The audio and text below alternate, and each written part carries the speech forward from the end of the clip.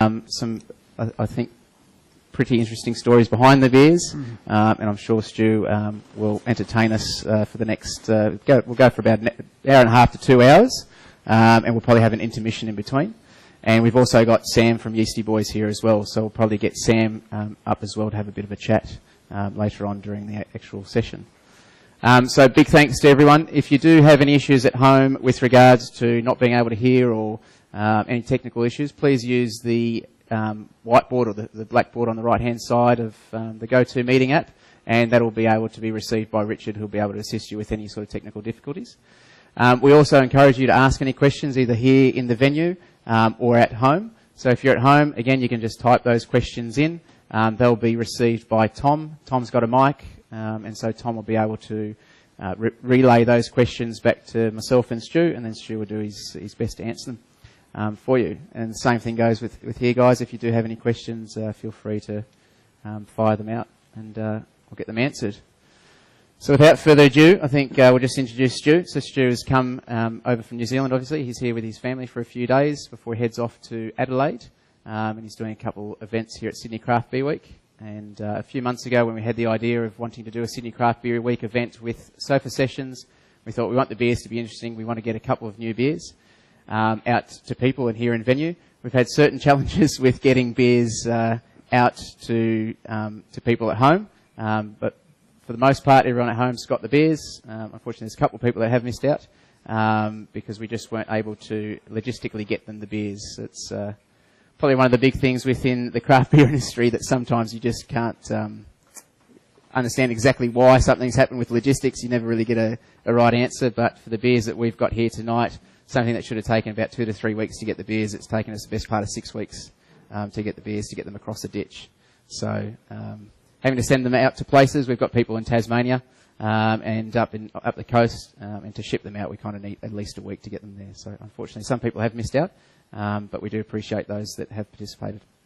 So I guess the first thing is, Stu, just tell us a bit about yourself and Yeastie Boys. All right. Thanks very much. Thanks for having me. Hello, everyone out there. I wish you could be here with us, but we've been involved in a couple of online tastings over the years, and they can be quite fun. I've done a couple from my own lounge, in my pyjamas, basically, when over to overseas, and you end up drinking the whole glass of beer yourself because everyone else is sharing bottles, and I'm there by myself, drinking it all. It can be a bit much sometimes, so it's kind of nice to be on the other end for once in here. So yes, I'm Stu McKinlay from Yeastie Boys, creative director or head boy, sort of go by the name of. Sam's the directive creator, so when I make some creations, he directs me to finish the last one before I get on to the next one, which is a pretty good combination, I think.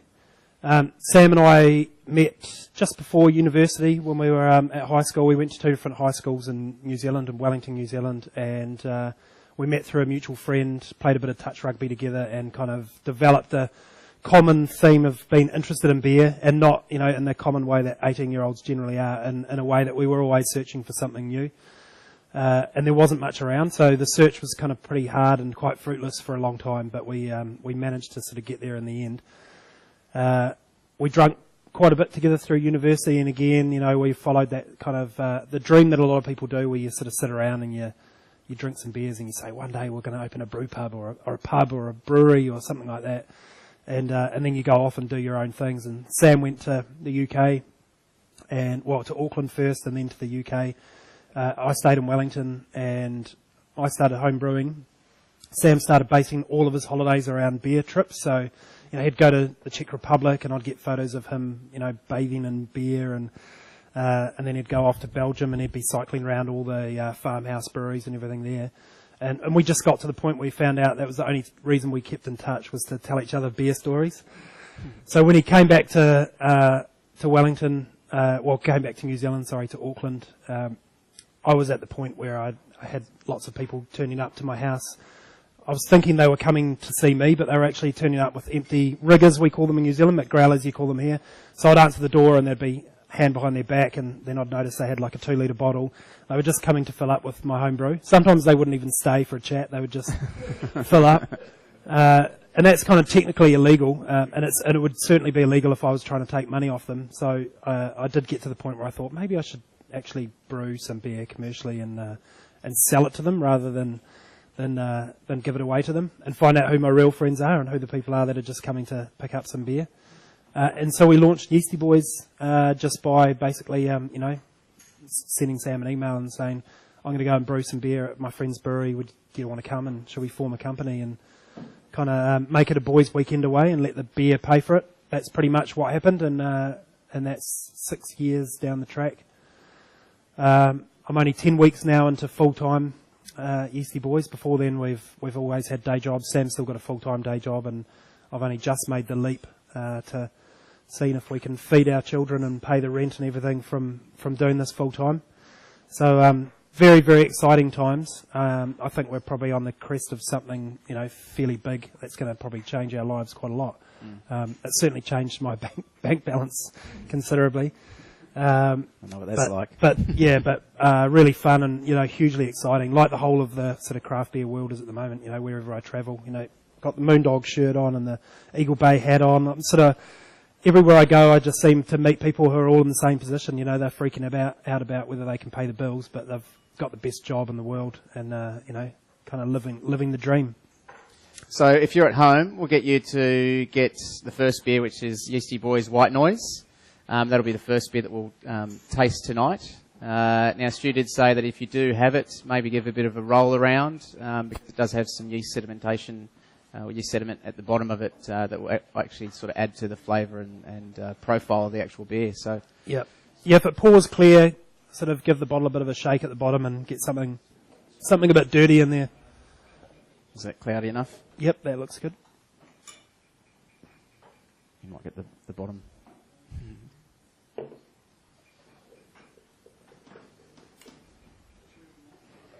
So that's what you're looking for. Something a bit murky,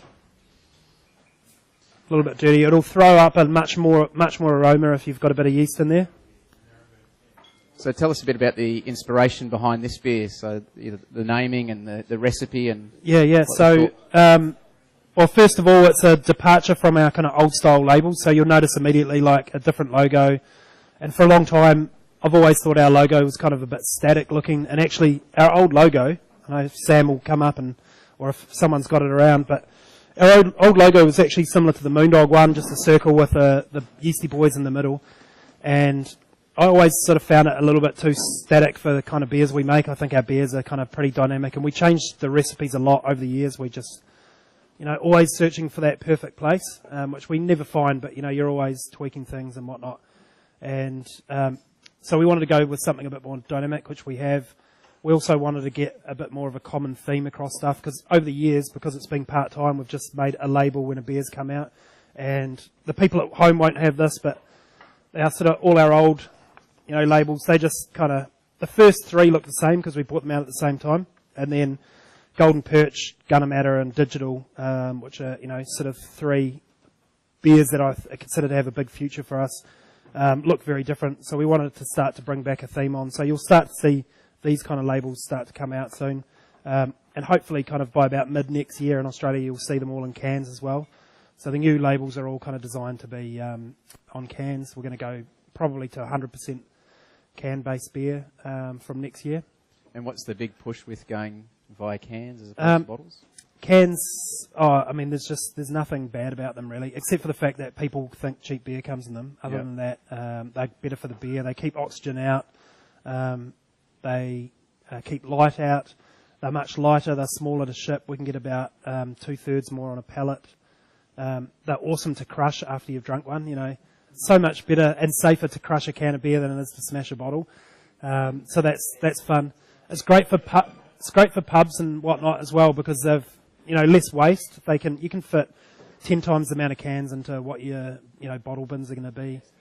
They're cheaper for us as well. Our packaging costs are going to be probably about 50%. So there's just nothing bad about them at all. Yeah. The other thing is you can do anything with them artwork-wise. What I find is that a label like that, to me, I'm bothered by the fact that the brown bottle kind of slightly clashes with the other colours on there. That's always bothered me. Just little things like that. And you Whereas with with a can, clear. 100%. Yeah, of the body is all your space to do what you want with. Yeah. So yeah, kind of pretty exciting times. And sort of quite interesting for us because we don't own our own brewery, but we'll probably own a canning machine soon housed at another brewery, which is it's, interesting about that. Yeah, interesting kind of business model. Yeah, I guess. And so this beer, White Noise, made with some chamomile. Yeah. So there's a couple of different of your beers that have got, I guess, ingredients that aren't the normal beer ingredients, Earl Grey tea and whatnot. Yeah. So tell us a bit about the inspiration behind the actual beer and the use of chamomile. So I'm a really big fan of kind of light, easy drinking beers. Like I do really love like a nice light lager, like Tuatara Hellas or something like that. And I really like sort of Belgian style wheat beers. Not such a fan of the German style ones. So I find myself a little bit with a bit of an aversion to the sort of banana character that comes out in them. So I really like Belgian style ones. And I was keen to brew something that was kind of in between a Belgian style beer and an American style wheat beer. So something in there. Chamomile's actually used in a few Belgian style wheat beers already. It's sort of quite common, but there's very few that actually use it as the sole spice. So we use that as a sole spice in here. I find that it's got a really nice kind of light citrus, kind of earthy characteristic, which is almost sort of hop-like in some of its aroma, like an earthy, citrusy hop. But then it has a really nice kind of floral, almost sort of coconutty character as well that comes out and kind of brings out some of that characteristic in the wheat as well. So that was kind of the idea of what we were going for. Something that was, delicate, light and refreshing, elegant, a really good palate cleanser. The kind of beer that you think, it's the first thing I want, when I walk in the door to drink one of these as a palate cleanser. And occasionally you sort of find yourself 4 or 5 bottles in and you think, I don't really want to change to anything else as well. So there's a question from online. Yep, the question is, it's from Neil Argent. He says, I'm picking up some Continental Pilsner malt in the background here. What proportion of the grain bill is Pilsner? It's about 65-70% Pilsner malt. German, Weimann, extra pale Pilsner, which we use quite a lot. We use most of our malt is Weimann from Germany. We don't really use much New Zealand malt at all. And I would like to change that at some stage, but I don't know New Zealand malt well enough. I'm going to go and visit the sort of main New Zealand sort of craft maltster in about 3 or 4 weeks, and go and sort of spend a little bit of time with them and have a look at the farm and look at their maltings and whatnot. But I grew up as a home brewer and I actually owned a home brew business, which many of you will know the beers of that, because I sold the home brew business to a friend of mine under the name Liberty Brewing, home brewing supplies, and now Liberty Brewing, of course, is pretty well known for their hoppy pale ales. And so he's now disbanded or sold on the home brew side of that business onto someone else. During that time, I ground so much Weimann and Beards and Thomas Fawcett malt by hand that I got to know how they smell just from opening a sack of them. I could easily tell the difference between Weimann pale malt and Beards and Thomas Fawcett's just from the different aromas they had. And then when you're grinding them, you can feel them. You can feel that going up your arm, the difference in the way they grind up and everything. And I really, really fell in love with Weimann during that time. So we use a lot of their malt now, which makes me lucky. I'm one of the few proud owners of the Weimann Red dungarees, which people may have seen me brewing in or wearing to occasional beer event from time to time as well. Because they're very rare. Unless you work at the Weimann maltings, it's quite hard to get your hands on some of them.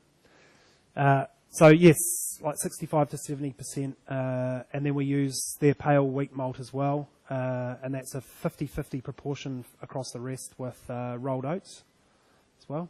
So one of the interesting things I found when I was sort of having a look into the beers, and when we order beers for our shop, we're always wanting to know what styles they are and a bit of background in terms of, are they going to be hoppy? Are they just traditional type wheat beers or IPAs or American pale ales? And one thing I found is that a lot of your beers, you're quite transparent with the information you put out over the web. A lot of other brewers kind of hold a lot of that information very close to their chests and don't want to divulge any information with regards to how much Pilsner malts might be in the actual malt bill. Yep. But all your beers are, very sort of transparent in terms of the actual ingredients, apart from your brew length and things along those lines. Yep. Is there a specific reason why you've taken that stance? Yeah, it's as a home brewer in the past, I found home brewers are just so open with giving away recipes and advice, and I sort of always wanted to carry that through to semi-pro, I guess I call myself now. Although probably fully professional, I guess, now that we're full time in the job. Yeah. But have been semi-pro for quite a few years. And actually, that's one of the things that I think it's in the back of my mind for when we go to cans, is that I think we're going to be 100% open source in all our recipes. So just put the recipes right out there. I'm a big fan of brewers who are like that as well. Just get the word out there. Yeah. Everyone has their kind of secret hop combination and stuff like that. But for me, our beers are a little bit different, and it's not as if people are going to just start copying Rick's attitude and everyone's going to start coming out with 100% peated malt beers. Yeah. So I think we've got that to our advantage. We can do that. We're not trying to rely on this sort of sneaky secret hop that we're putting in there or anything like that. Because digital was 100% open source, wasn't it? Yeah. And I think you had a QR code on the side of the bottle that you could we scanned and basically took you to a website with the full recipe and the how-to guide to effectively make grams that per litre and everything. That recipe's changed quite a lot, so we need to update the recipe online, but that's a beer that has changed quite a bit over the years. Actually, the recipe online at the moment is not too far off where it is now. Yeah. But it is a little bit off where it's probably going to be in a few months' time. So, but that's amazing. Yeah, that when we put that out open source, it's probably the most press we've ever had for anything we've ever done. Yeah. And outside the beer world as well, we just got suddenly got heaps of Google, news feeds coming through from like design and marketing, websites and stuff that sort of, picked up on that. In terms of the actual design, so the fact that you're taking labelling to another dimension and product to another dimension. Yeah, and being the first I think other beers had used QR codes, but it was just directed them to a website. But the fact that we were using it to actually show that the beer was open source, it was, it's kind of, the technology, which so many home brewers are, technophiles. So, it was a kind of nice correlation across that space, And so just talking about that, home brewers are typically engineers or in IT. What was your background up until 10 weeks ago? Yeah, so basically metadata is kind of my thing, and with a specialist in clinical health data. Yeah. So I worked in the health industry for probably about 12 or 14 years, and most of that time self-employed, just contracting on various projects around the transfer of data between like hospitals and GPs and stuff like that. And I was pretty much the only person in New Zealand doing what I did. So, very easy. Never had to have an interview or anything. People would just ring me up and say, can you come and do some work for me and whatnot. So there's a pretty big gap in the market now. Nice, yeah. So if anyone does that, either online or there's a job opening. Yeah, there were other people who had those skills, but no one was independent. They all worked for software companies and stuff like that. Yeah, so I was the only one kind of independent who could just come along and. So I built a lot of the standards that then people would, turn into the actual software side of things. So everyone thought I was in IT, but I wasn't really because I hung out with IT people quite a lot. But I always preferred hanging out with clinicians more. I think they were, always a bit more interesting. Sure. Yeah. I thought I'd just mention something I forgot to mention earlier on. If you do take any photos and you want to put them out to Twitter or Instagram or Facebook, if you hashtag Sydney Craft Beer Week SCBW and at Beer Cartel and at Yeastie Boys, we've got a couple of bottles of the Sly Persuader that we'll give out. So just if you put it out there, we'll pick out the best photo that gets put online, and then that person will win a few bottles. So get snapping away, either probably not myself, but maybe a Stu or Sam. And then online, take photos of your beers, whatever it might be, and then we'll pick the best photo from that. I was just thinking how the first time I met you guys in your store a couple of years ago, you said then we're thinking of doing some online sort of tastings. And it's just really interesting to see how long things, take to come to fruition in this world. You sort of think, I'm going to do something, No, and I think at that stage we said maybe let's do it in a few months or something like that. We've finally got round to it, 2 years later. 3 years on. Other things sort of, take precedence. Yeah, so I mean, keep the business running and. Yeah, there was that, and then there was also, I think it was the end of that year I actually went overseas, and a couple of people might have heard this story before, but I went overseas, I was in Fiji, I just on a 10-day holiday, and I was at the beach, and I was like, okay, how can we do the online space, because Richard and I have spoken about this as well. And we'd originally thought about Skyping the brewer into people's homes and whatnot. And then we came back, and within the week that I was back, Tap House did it with Brooklyn. All right. So within the week, we sort of came back. I was like, oh, well, that kind of stole our thunder a bit. Yeah. And then we kind of shelved it for a little while. And then we came back to it and said, okay, well, how do we connect what we've got, which is our ability to deliver Australia-wide, with doing something as an intimate sort of setting within a venue, as well as having people online. Yeah. And that's how this sort of kind of came together. So, I think, and then also I think 3 years ago, the craft beer market was a lot smaller, in Australia. So the number of people that were sort of wanting this type of setup or doing tastings in places that weren't sort of necessarily metropolitan, was a much smaller percentage. So, got a question from online? Yep, another online question. This again from Neil Argent. What other spices do you think would be worth trying in this style? Coriander is often used, but would some other herbs or spices work? Native ones, perhaps? Yeah, possibly. I think maybe something a little bit peppery might be quite nice in there as well. Something a bit more of a sort of classic spice. So in New Zealand, probably kawakawa or horapido are the two that would spring to mind for me. They're both kind of native, quite peppery plants. But we have actually the subsequent batch to this beer here, we've put in a very small amount of orange just to kind of lift the mouthfeel a bit. Although now tasting this, I'm thinking that the mouthfeel's kind of lifted enough on its own. But fresh, very fresh. That batch has just been put in the bottle, just going out in the in 4-packs, and it's I'm very, very happy with it. Yeah, it's not noticeably different to this, and I don't think anyone would actually notice there's orange in it. There's such a small amount in there, but it's just enough for me, for trying to find that perfect space for me for where it should go. I also think that maybe just the right dry hop might sort of set this off really nicely as well, which wouldn't be that traditional for this style of beer. There is a little bit of dry hop in here in this beer at the moment, but finding that perfect combination of the exact right hop to go in there. I think Southern Cross might be one that kind of springs to mind for me as a potential. And what proportion of sort of New Zealand hops would you use compared to stuff that you source either from the States? We use, in the last year, 100% New Zealand hops. I can't think. We may have used some Cascade. A little bit of American hops, some stuff left over from last year. Yeah, we did a beer last year called The Right Stuff, which I think a few kegs made it over here to Australia. Yeah. We did that in about July, and then early in the year we had a little bit of. We might still have them probably. Sam looking over the stock. When are you going to use that Centennial? Yeah. So we're 99.9% New Zealand hop. Yeah. Really, yeah.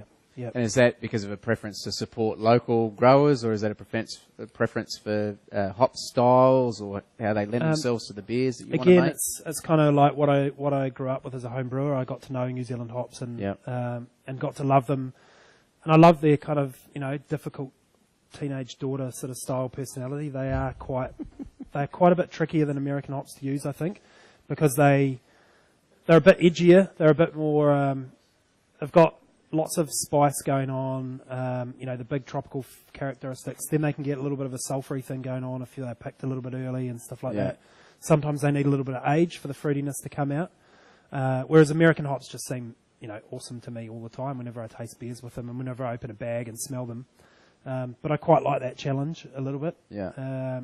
And there's just, a world of possibilities within New Zealand hops that make me think, why do I need to go searching elsewhere for it when so many other people are, paying top dollar for all their American hops and making American hop beers in New Zealand. Yeah. And is that because, so you're talking about the fact that they're a bit edgier, is that because there's probably less R&D and they've got them less as, I guess, refined each batch, each harvest is, I guess, they're trying to continue to get the same consistency out of the US ones compared to what you might get from New Zealand hops? There's a lot of R&D that does go on in New Zealand. I suspect that our growing conditions are not quite as good for the big fruity, characteristics as you probably could get in Australia or the US. And I see Australian hops as having a huge future in the next few years. Yeah. I think they will be a big player in the world. We already noticed it in the UK. We were in the UK in February we brewed Minimatta at a big festival over there. Yeah. And almost every brewer I met said they couldn't source New Zealand hops, but they were all starting to use Australian hops. And, every second person would say, "Oh, have you used Galaxy?" So that's a really hot hop over there at the moment, in the same way that Nelson Sauvin was probably a few years ago for them. But now everyone wants to use it, and they just can't source it. We're really lucky we haven't, had any trouble really in New Zealand in regards to sourcing hops. Yeah. But I think the bigger we get, the harder it will be to plan, how much hops we want to use of certain types and whatnot. And the bigger we get, the more they make us commit to, making sure that we've planned everything a year in advance and got our contracts in place and things like that. Yeah. We're lucky to be small enough at the moment where we can just kind of squeeze by on purchasing the hops, week to week. Yep. Yep. So you spoke about a little bit before about where you actually brew. Now I've got my New Zealand geography is pretty terrible. Apologies to any New Zealanders in here. Richard at Beer Cartel always tells me that he doesn't understand how I can't put this to memory, but I actually haven't travelled through New Zealand. So I've actually put a map together just so I've got a bit of a reference point. I obviously know that there's a North Island and a South Island. I've got that part of the geography down. But one thing I guess is quite interesting to highlight is that at the top here in Auckland is actually where Sam's based. You've got Stu, who's based in Wellington, and then at the bottom of the South Island in Invercargill is where Invercargill Brewery is based, which is where Yeastie Boys brews out of. Yep. So tell us a little bit about that. I guess that dynamic, which is you've got basically three parts to the actual brewing, and they're not, they're a couple of thousand k's away from each other. Yeah, the funny thing is we used to distribute everything out of Christchurch as well, so we really had the country pretty well covered at that stage. But distribution nationwide mostly is out of Auckland now, so we have kind of moved north, I guess, in some respects. So the link with Invercargill comes from my home brewing days when I kind of figured that I might want to take a year off and do some brewing or try and start a brewery or something like that. I decided to immerse myself into the beer scene as much as I could to learn, to meet people who knew a lot more about beer than me and to learn as much as I could. And I got involved in the New Zealand Beer Awards, which is now, it was called BrewNZ there, and it's now called the Brewers Guild of New Zealand Awards.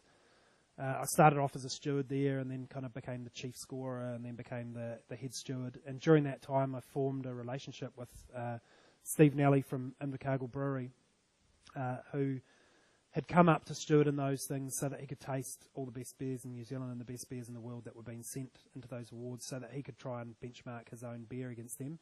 And same thing as me, meet people who knew more about beer than him and get to learn it and drink it with people who thought about beer in the same way as him, because Invercargill is a tiny little town. It is really a service town for a mostly sort of dairy industry area around it now, and there's not a lot of people who are kind of really into craft beer, and that's made even worse by the fact that they run all of the booze sales in the area are run by a licensing trust. So Invercargill basically have to export everything that they make outside of their area except for what they sell through their own store. They sell very, very little beer to like the local bottle stores and supermarkets and things like that. And is that just within that district? Just within that district, yeah. There's a couple of licensing trusts around New Zealand who run in a similar kind of way. And I'm pretty sure that all of them have a loophole that if you produce alcohol, you can sell it there without going through the licensing trust. Right. Otherwise, everything has to go through there. So it's a monopoly in the same kind of way that the Swedish and Norwegian markets are and things like that. I think Canada's got some like that as well. Yeah. That's a government trust that runs that then. So it's a like a community, like local trust, yeah. And they make out that they do a lot of things for the community, but really, it's a lot of sort of, backhanders and, long lunches and stuff like that, I think, really. And it's something ridiculous, like 90% of the community have to vote it out for it to be overturned. So it's really well entrenched, so they've always focused on the fact that they have to send their beer elsewhere. Right. So we formed that relationship, and when Sam and I kind of decided to start Yeastie Boys, that was based on the fact that I rung up Steve Nelly and said, I knew that he was only brewing about 30% of the capacity in his brewery because I'd known him for the years, and I said, could I come down and brew some beer at your brewery? Have you got any room? This is 6 years ago. So no one was sort of doing this. Every man and his dog now is sort of going and brewing at their friend's brewery now or something. But I had no idea whether or not he would be interested or could do it or anything. And he said, oh, yeah, sure. Send me down your home brew sample or something and we'll work on recipes and whatnot and how we're going to scale it and everything and go from there. So I sent him down a home brew sample, and during that time we talked about how much we could brew, and he did a 1,200 litre brew length at that stage. And I said, what's the smallest volume you can do? And he said 600 litres, and I thought, yeah, I could probably sell that. I know enough local pubs and whatnot. There's 3 pubs in Wellington that I could sell the beer to at that stage, maybe 2 actually, and 1 bottle store that would do sort of the growler fills. And I rung Steve up, or actually he rung me after he received the sample batch I sent down to him, and he said, fuck man, I can't let you do 600 litres of this beer. Is that good? We have to brew 1,200 litres of this. You will be able to sell it. Trust me.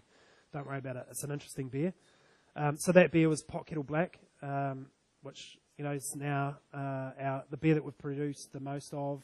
Actually, Minimatta we've probably produced more of because we've brewed big scale of that in the UK. So we ended up flying down to brew that beer. Sam and I flew into Queenstown, famous sort of ski resort in Wellington, in New Zealand, which is down. It's about 2 hours drive away from Invercargill, but Sam had already booked a holiday, so Sam actually took time out from his holiday with his wife to go and brew this beer, while his wife went off to do something else. Priorities. We drove down, and we hired a car from there, and when we got there, they gave us the keys and said it's the car, the 4th car in the booth out there, and it was like a champagne pink Toyota Starlet or something.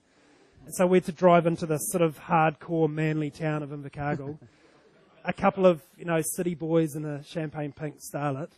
Everyone looking at us like, who are these guys? Yeah.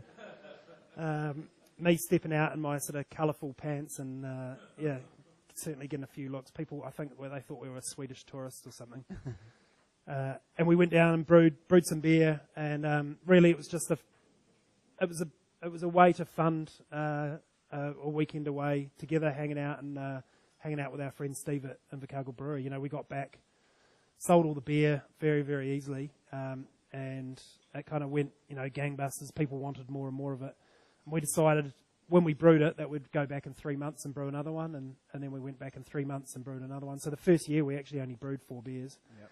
And it was a weekend away kind of thing, a chance for us to hang out and have a bit of fun and get interesting beers out there. Beers, we just wanted to brew beers that no one else was brewing, beers that we thought would be interesting. So Pot Kettle Black, at the time, people called it a black IPA, which is a term I'd never even heard of before we brewed it. We just kind of called it a hoppy porter. It originally was intended to be a brown ale, sort of hoppy brown ale, and I just put a bit too much dark malt in it and liked it more than I could have possibly liked it if I'd kind of nailed what I was looking for the first time. And that was pretty much it. First year of doing a little bit, and then we just brew slightly more and more, and we've kind of just grown in the same way, very organically. Never really done any sales or anything like that. We had a distributor who we sent him beer and it just sold, and then we'd just send him some more and it would sell. And we were just sort of doing stuff, as we were, anytime I could in between, the weekends and the day job, or at night when I got home, get the kids to bed and whatnot. I would sort of spend all my time thinking about beer, to the point where it was starting to be detrimental to, family life, and my job and everything like that. And my relationship with Sam, probably, I said, man, I've just got to go full time. So we did. And so do you continue to go back for every brew, or once you've got your recipe down and Steve kind of knows what's going on, and he's doing still 1,200 litres at a time, or is he double batching? Or? Yeah, no, we do. So we brew 2,500 litres now at a time, and so still very, very small. And no, we leave them to it. Their brewery, they've doubled the capacity of their brewery so to account for our beer. Yeah, right. So we're doing about 50% of their volume, and really we would expect to be probably doing 75% of it in the next year or so. So we've just sort of hit that point now, which was the perfect timing, I guess, for me to leave the job, where we have the capacity opened up to brew, almost as much as we want. We could grow 20-fold over the next couple of years easily with the infrastructure that's there. Yeah. So we do have the potential to kind of really unleash that. So it's been a kind of nice process over the last 6 months, getting to know that new brewery as it's gone in. I was down there just a couple of months ago. Sam was there actually just when they were installing it earlier in the year, and then I was there a couple of months ago to check it out, and going back in a couple of weeks to brew a beer with the Gladfield malt, which is, so the maltings I mentioned earlier, whose malt we don't use yet, but would like to use some just outside Christchurch. So we're going to fly to Christchurch, brew, have a look around with a couple of other New Zealand brewers who don't use it, and then we're going to fly to Invercargill and brew a beer, a little collaboration between us using New Zealand malts. So really focus on some of those malts that they're making and see how they go. Obviously, there's a massive difference when they're freshly roasting their dark malts and stuff like that, and we can get them days after they're roasted or a couple of weeks after they're roasted, as opposed to the English and German stuff which is coming in, which is probably 6 months to a year old by the time we get it. Sure. So we couldn't just change our recipes immediately to all of that, but I think it'd be quite nice to build some of those malts in over time. Bloody hell, someone tried to take away my half-drunk beer. That's dangerous. I almost had to slap your hand away there. He's Kiwi. So the next beer that we'll be having is the Minimatta, which is a smaller version of the Gunnermatta that you briefly touched on before. So if you're at home and you haven't got this one out of the fridge yet, please get it out and pour yourself a glass. So from that last one, some of you have probably already taken a sip of the next one, but you'll notice the chamomile gives the like an astringent sort of tannic sort of character, which I really love, as being something different from bitterness. So you've got all these different ways you can balance sweetness in a beer, and the common way that most beer geeks think of it is with sourness or bitterness. But I really I'm a massive fan of beers that have sort of tannic qualities, like in the same way you can get with wines. So you often get that with kind of oak-aged beers and things like that. But I think a lot of spices, and chamomile is one that you can throw in there to give that same sort of thing. Just makes me want to drink another sip of it, and you don't notice it. It slowly builds up over time in the same way that bitterness does. But you just find yourself thinking, I want something to sort of quench my parched palate again. Mm. So that's the goal with that beer, is to get it into a similar space. And I guess that kind of leads in nicely to Minimatta, because it's the same thing that we're going for here. The balance between kind of hop characteristics and tea. Again, that sort of drying, sort of tannic character, so it doesn't have to be all about the bitterness. The thing that makes you want to come back for another sip of this beer is that dry character. So you can still get a lot of malt sweetness in there and have it dry out really easily.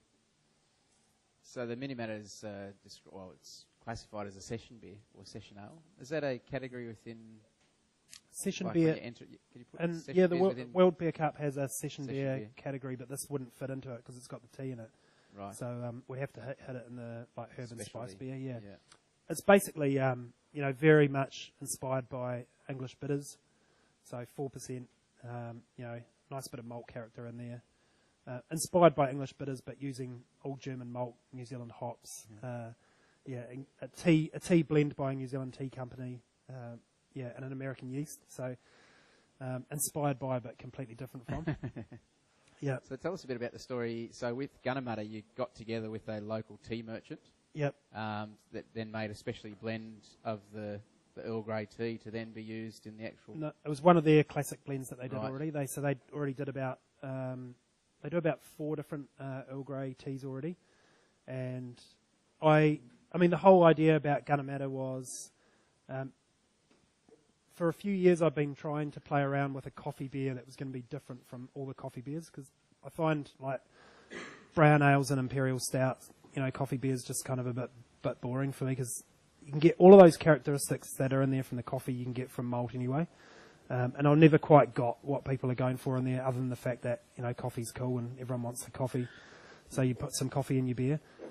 And I've always been a bigger tea drinker than I am and a bigger fan of tea than I am of coffee, even though I really like coffee. I'm not a coffee geek, and I'm not a tea geek either, but I drink a lot of tea, and it was a household kind of hot drink as a kid. You know, I grew up drinking tea from a pretty young age.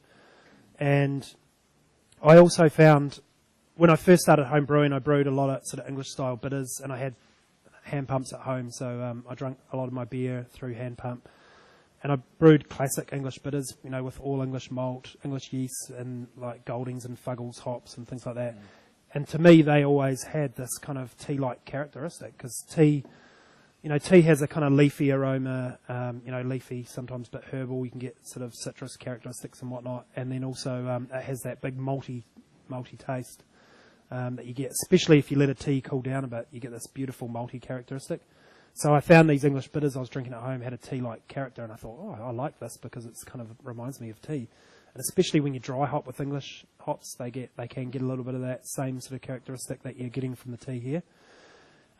So we went and brewed a beer specifically with the mind of putting tea in it. I brewed like a 50-litre or 30-litre batch of homebrew on my deck at home.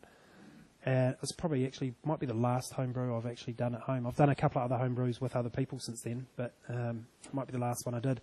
And it was just a pretty generic blonde sort of pale ale to see what tea I could get in. And I went out and visited this tea merchant. I told him what I was thinking of doing. He thought I was crazy. You know, this guy's going to turn up and nothing will ever happen. You know, I'll be wasting my time talking to this guy about tea. And we went out there and we went through about 10 different teas. He sent me an email with sort of his whole list of teas, and I sort of suggested a couple that I thought might work. And then he said, I'll bring in a couple of other ones that, you know, might work as well. And I went out thinking in my mind that I wanted to get like a nice sort of real malty, kind of single origin, single estate, Indian, North Indian sort of tea, like a big sort of rich tea. And when I went out there, he had all sorts of things, some kind of like herbal teas and whatnot. But as I went through them, about halfway through it, I picked up this little cup of tea. And before it even sort of got off the table, I think, as my hand touched it, I could smell it. And it was the Earl Grey blue flower that we use in this and Minimatta. And it just like, I knew that was the one. I didn't have to taste the rest, and I wish I hadn't tasted the ones before it, because it was just, you know, it was just serendipity, I guess. I picked it up and knew immediately this is the one. But I still went away and, you know, filled up these growlers or riggers with 2 litres of the beer and put different teas in them just to try it, to make sure that, you know, I was right with my initial impression of what it was. And it was the same thing when I opened them all up. They all foamed everywhere because they like re-fermented in the bottle. So obviously there's probably yeast in there. There's some enzymes, I guess, in the tea as well that'll kick off a bit more fermentation. So we do get like sort of about 0.5% more alcohol in these beers than we would expect normally if we were brewing them just with dry hopping. Yeah. And those, when I poured those out, it was the same sort of thing. Some of them looked beautiful and some of them tasted beautiful and whatnot, but the beer with the Earl Grey blue flower and just had absolutely everything going for it. So we immediately brewed 2,500 litres for the Great Australasian Beer Spectacular. And we picked the name Minimatta because we kind of thought it's an Australian festival, we want an Australian name. And that was I listened to heaps of music to try and find a name, and it's a Paul Kelly song, Minimatta. It's just like an instrumental at the opening of one of his albums.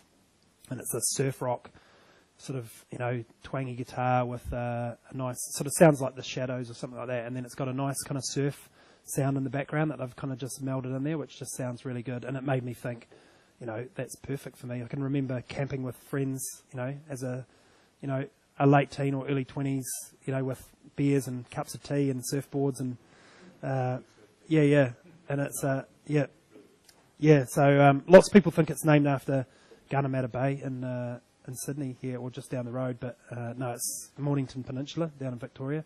But I'm, you know, don't like to tell too many people that story because if it sells well in Sydney because they think it's a local beer, it's not a bad little sort of byproduct, I guess. Yeah. And so, how much tea do you use? So you dry tea it effectively. Yeah. So it's exactly the same way you dry hop, basically. End of fermentation, still warm, tea goes in, and we use 10 kilos in 2,500 litres. So 4 grams per litre, or was it 40 to 150 gram bags. Yeah. I thought a 10 kilo sack would arrive, but they come in like 250 gram sack bags like you'd buy at the shop. Right. But it's a mind-blowing tea. I wish I'd bought some now actually to pass around the table, because the aroma of it is just absolutely divine. I just like to sort of cuddle up to a little jar of it now and then and sniff it. It's that good. So we've used quite a few teas then. We've made about 8 or 9 tea beers now, I think, in various forms with some different teas and whatnot. And there's actually, I have been thinking, we've brewed 3 batches of the Minimatta now. There's another Earl Grey called Earl Grey Excelsior, which I really like, and it's a bit more gentle and a bit of a brighter actually more like an old world kind of orange aroma, like a really old, nice oily kind of orange characteristic, which I think would go really nicely in this. So I might even give that a little crack next time. I don't think it has to be the same tea in there, but I think the Earl Grey thing is a must in the Minimatta. Yeah, I mean for Gabs, it took out best beer. Yeah, it did. Yeah, luckily, because we make it so far in advance, our Gabs beer, we have to make them months in advance to send them here because of shipping logistics, which we've talked about tonight. So we have to hold our Gabs beers in New Zealand for about 10 weeks before we can sell them, because they're supposed to be at Gabs first. So Sam and I drank a shitload of that before we actually released it, because we couldn't sell it to anyone, so we just found ourselves drinking it.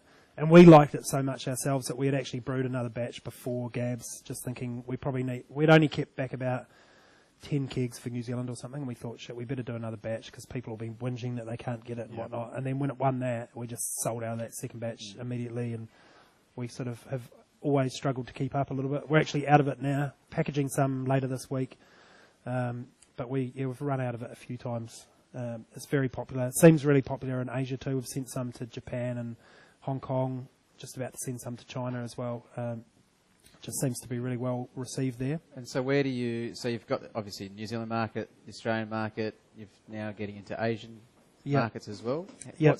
Where are your biggest markets and where else are you exploring? So New Zealand and Australia are the biggest. We've got quite a promising start in Hong Kong with a new distributor there, and a fairly big order into China actually, with that, which we're just about to send, or big for us, but tiny for most breweries, I think. We send a little bit to the US.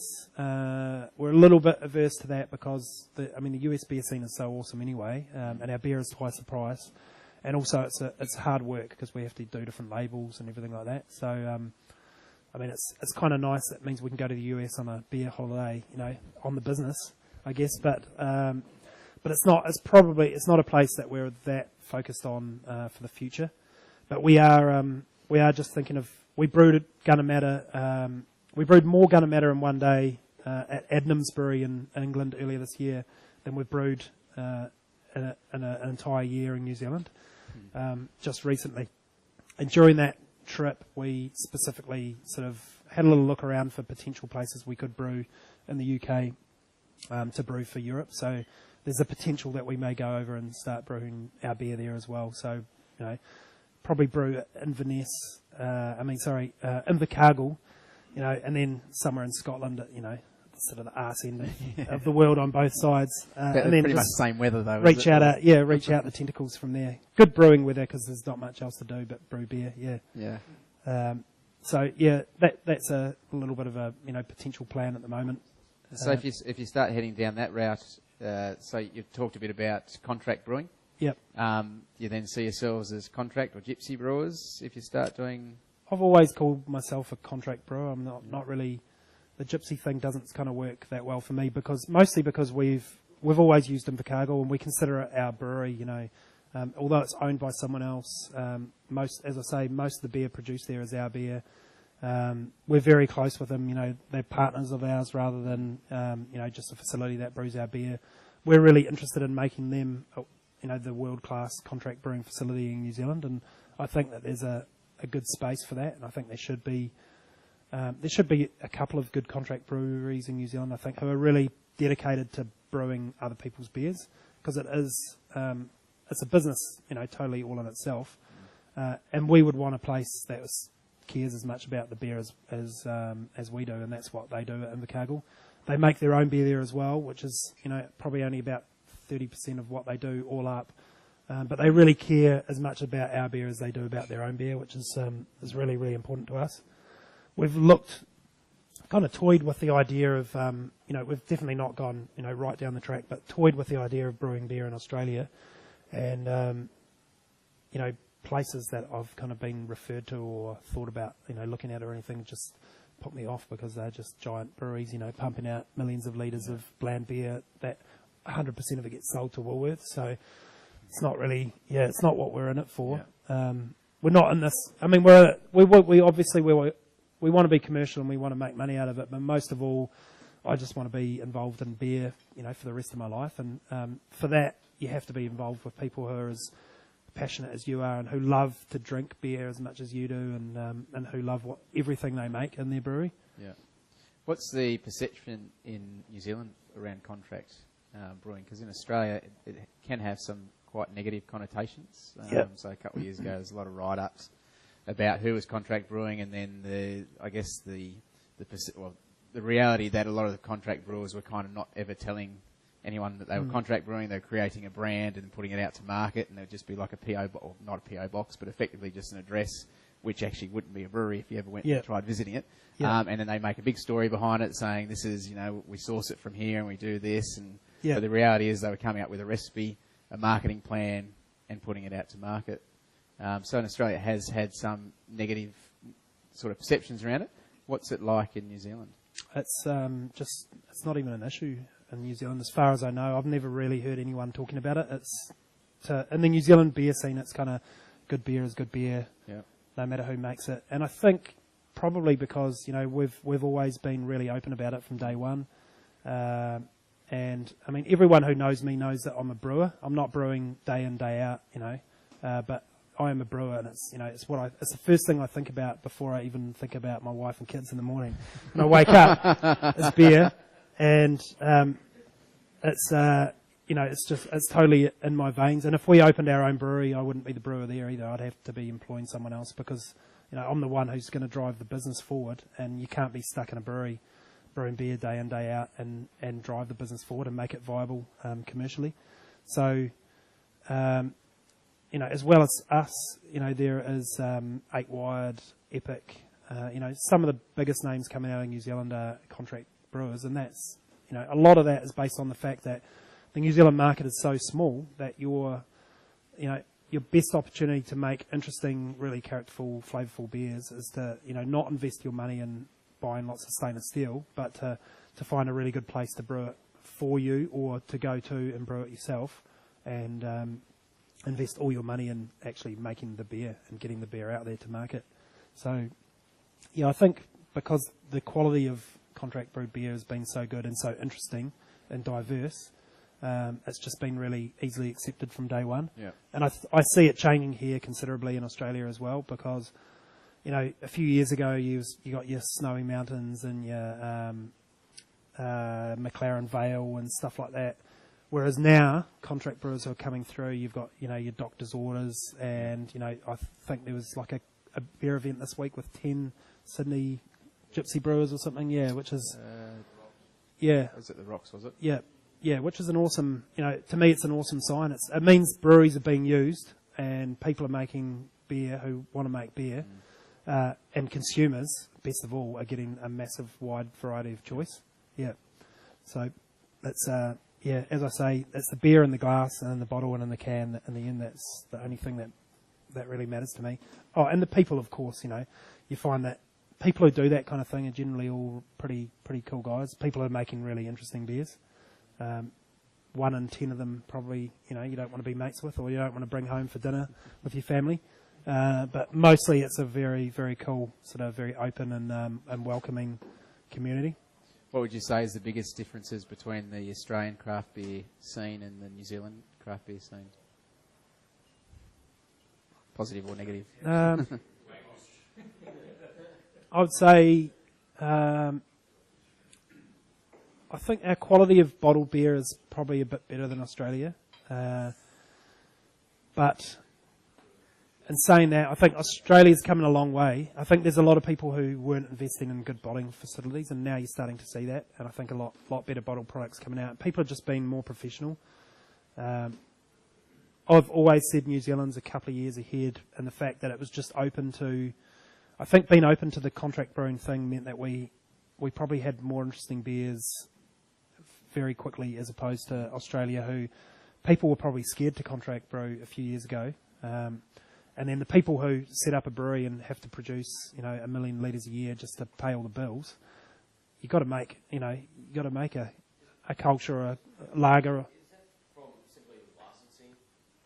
I mean, you're getting tax as well, which is obviously a lot lower in the New Zealand area. But isn't that simply from licensing factors that we're not able to be anywhere like New Zealand, and that's why there's far more microbreweries around New Zealand?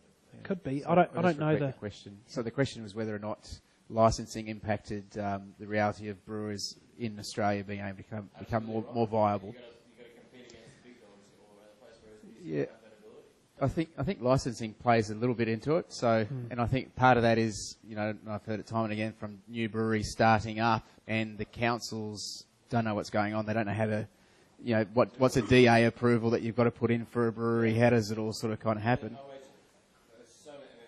Yeah. We can't do it. There's a lot of, so there's those hoops, and then there's also, so I mean the excise in Australia is pretty high. Yeah. So yeah. say about, and then you get tax on top of that, so you get tax on the tax effectively. So about, depending. Again, is a whole issue again. Yeah. Yeah. Licensing alone, I think that New Zealand have been given a silver spoon over us anyway, regardless. Yeah. What their abilities are, and hence why I think I agree with you is that the Kiwis, not to mention the fresh water and the fresh produce and stuff so local. Yeah. Yeah. Why they have that upper hand. I will say that I don't know much about Australian licensing, but I did hear that there was sort of, there's a limited amount of licenses. Is that most of the big cities? I'm sure I heard someone saying you got to pay like $1 million for a license in Sydney. I don't know if it's still like that, but there was a kind of it kind of depends on. So there's certain areas where there's licensing freezes, so where you can't open new licenses. You can get small bar licenses. Carl that runs Flat Rock here will be able to tell you even more in detail how that all works, and even more so. I mean, this is actually a good example. So Carl came here. This used to be an ex-fruit shop from memory.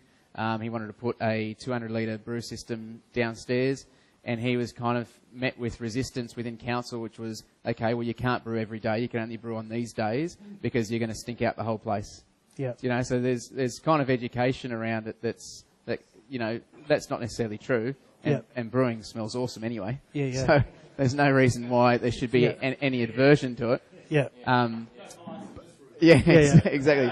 But I think there's a perception that, the residents that didn't have the knowledge or weren't educated were like, oh, there's going to be a brewery that's going to be put in here.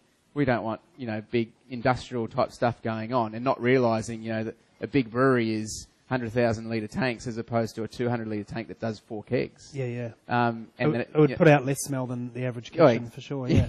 Like exactly. the average residential kitchen. Yeah. And not understanding that, a brew pub or a brew cafe is actually going to add so much more to the community than it is going to negatively impact on the community. And it's got a license till 11 or midnight. And, they trade 6 out of 7 days. And, you want to get your local community coming in here, having a couple of beers, a meal, and then they're going to go home. Yeah. So it's not about making big box sort of venues where you're there staying till 3 a.m. in the morning. Yeah. So I think, so there is a bit of licensing, bit of education that needs to happen.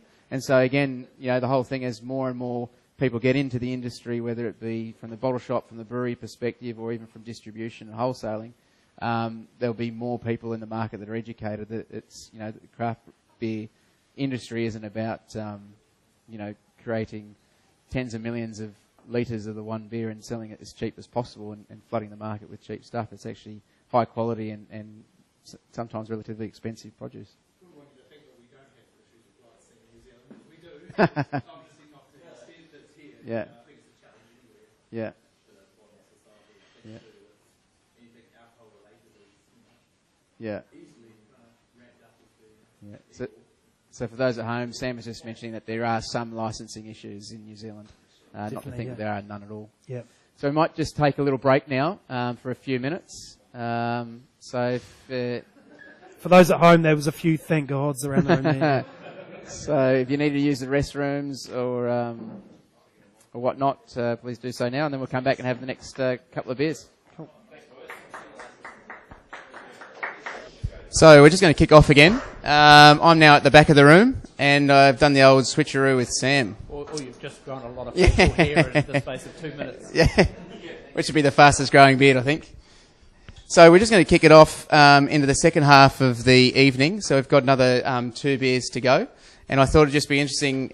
Sam originally wasn't actually going to be here for the event, and we were going to be graced just by Stu. But I thought while we were graced by both of you guys here, it would be silly of us not to get both of you up there to have a bit of a chat. So, Sam, I guess maybe just tell us a bit about your role within Yeastie Boys and how you fit into the whole thing. Yeah, so Stu talked about how it all began. Seems very deep and meaningful. But yeah, when it comes to tastings, I tend to be a bit of the moderator. Usually I'm here to kind of correct the things that when Stu goes a bit off tangent or gets a little bit creative. But actually tonight he's been very reserved, actually. So he hasn't spoken too many untruths. You used all my whoppers last night, I think. Yeah. So, but yeah, I guess, so Stu, we've been friends for a long time, and we both just, have a passion for beer together. And I guess our roles that we've had in the business, and I guess it kind of comes on. It was when I was back there and listening to Stu talking about, I guess that some of the contract brewing are seeing is, all about a marketing plan and all that. Well, we haven't really done any plans at all in 6 years, and it's something we're finding we are having to do now. But we've just kind of evolved, and that's the same with, I guess, how our roles have worked. So, where Stu has been the creative director, and, so he's got more the brewing background. So often how we introduce each other is, Stu's the brewer and I'm the drinker, which I think I've probably got the better half of that side of things. Every business needs some good testing. Yeah. But yeah, I guess up until a lot now, we shared a lot of things in the beginning, because, hey, we were learning. It was all about having fun in the company, and, a lot of it was more around going out and brewing and then going and drinking the beer with friends. And then, I took a lot of the operational aspects of the business. So when Stu, and I just saw him doing it earlier, talking about changing brewing and tinkering, as I like to call it, and he was just doing it before with the Minimatta and talking about changing the tea. I was the one at the end of that was then going, I'm having to change the recipe again, and inform the brewery of that and order the different tea or hops that he's changed his mind on. I guess in terms of ticking the company over that side of things, and I manage, I guess, a bit of the financial side, so probably a little bit more of the commercial aspects. And that was when we were both still having day jobs. So I guess we needed to try and share that as much as possible, because a lot of this work that we were doing after hours. And yes, we also both have wives, so you need to try and share the pain of that one, because sometimes you can find yourself doing quite a bit after hours, and that didn't go too well in the home environment. But now Stu's got full time. The good bit about that for me is now I get to give him all those terrible operational aspects of the job, which are really annoying. And when we talk about logistics, so Stu's been doing 10 weeks now. A number of times he's complained to me about things that's gone wrong with distribution logistics, and I just smile away and go, yep, I know that pain. So now I just get to do the fun stuff, turn up at events and go and drink some beer, but still probably now going to take a more of a role in terms of, as we look to really grow, just supporting in terms of that, and particularly as we get bigger and bigger, we need to recognise we've got a real business now. When we first started, we would commonly just call it a hobby business, which it was really, but it's a little bit bigger than that now. So while Stu's kids and family life now depends on Yeastie Boys for income, that kind of changes a little bit for a lot of good reasons. Whereas previously with the day jobs, one benefit of that was we weren't relying on it for our income, so we could do things that maybe you wouldn't normally do, and probably wouldn't be advisable to do either. So it's a really fun, and interesting, and it's going to be a challenging time for Yeastie Boys. And it's, I guess the fun thing about talking about now is, on that cusp of being quite a different kind of company and brewery as we were before. I was just thinking we should plot like photos of my children every day and sales, and kind of see as they get skinnier and and plump up as sales kind of tip. Well, yeah. Hopefully they get as tall as the sales does. Yeah. Might even got your wrinkles too, I think. Yeah.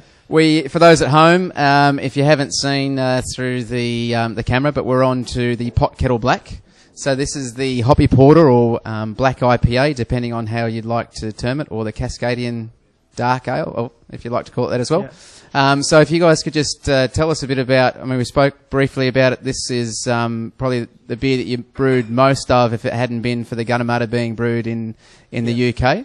Tell us a bit about the inspiration behind this beer, the naming, and why you think it is the second best or most brewed beer that you've made.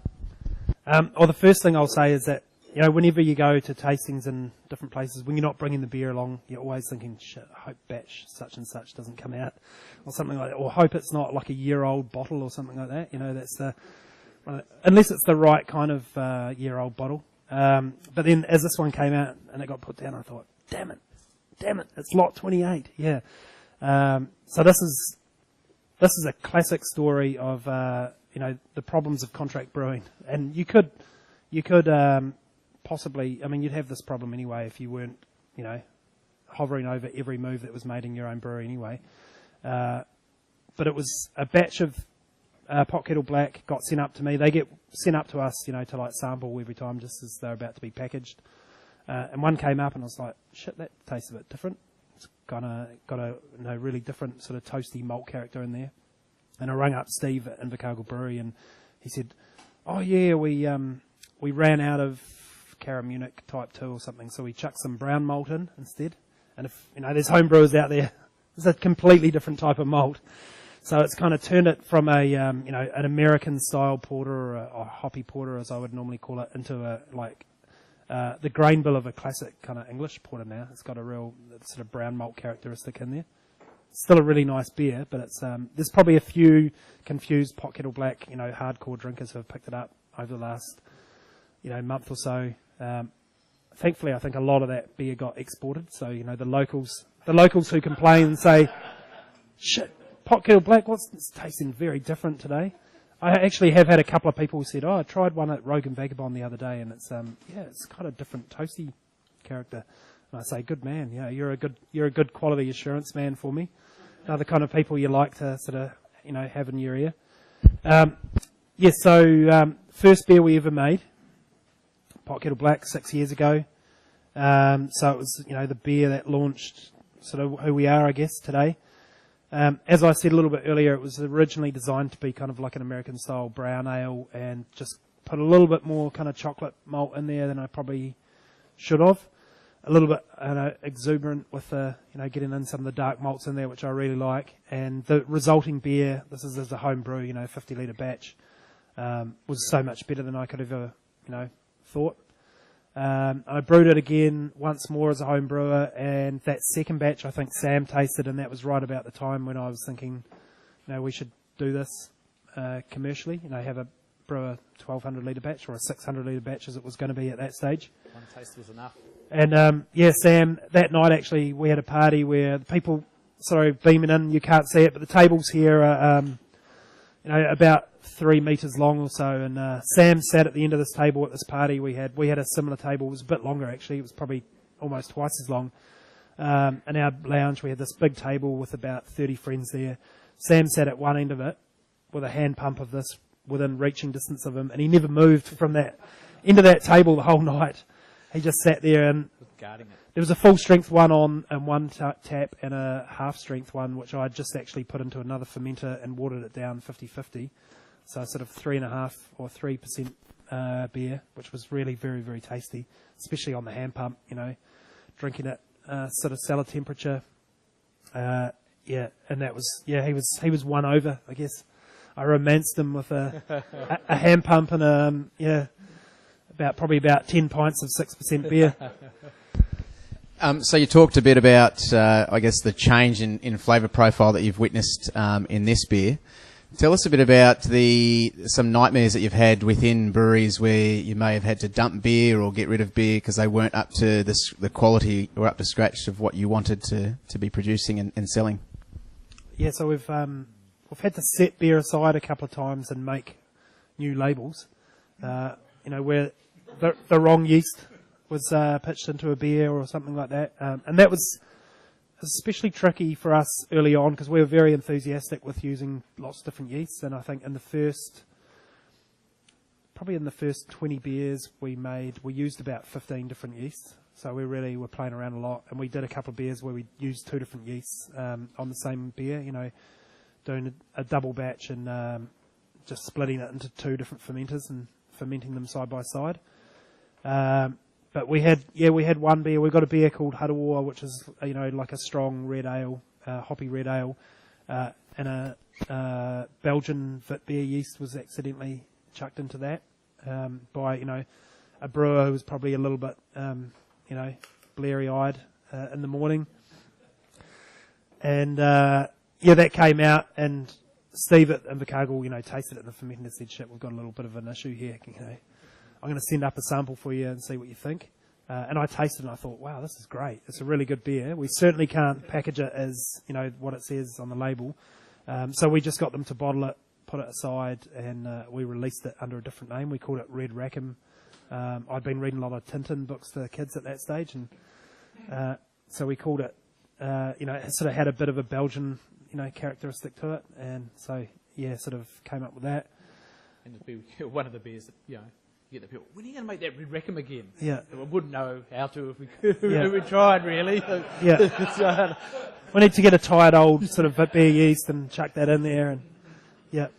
And then maybe try and add some American ale yeast, which they probably did afterwards, thinking, there's something wrong here, When all those esters came off, I can imagine what was going on in the brewery at the time. They would have been, oh, shit, we've underpitched. They would have just been thinking there was something not quite right about it.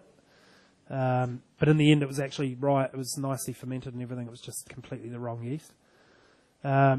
We've had a couple of beers where, lackadaisical the brewery didn't check their numbers all the way through the brew day, came out way underneath the gravity it was meant to hit. And so, we've had to release a pale ale, that was actually digital IPA at sort of 5.5% when it should have been 7%.